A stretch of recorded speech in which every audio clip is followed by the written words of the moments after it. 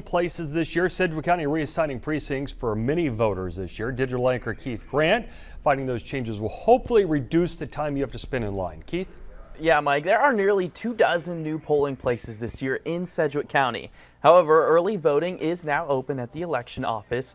19 satellite locations for early voting will open next week around Sedgwick County. Now, if you wait until August 6th, the primary election day, the election office stresses you need to double check your polling place because they did make changes to the precincts this year.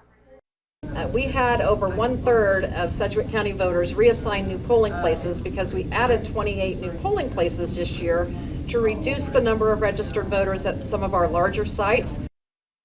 Also, a change for voters who typically go to the Heart of Christ Church.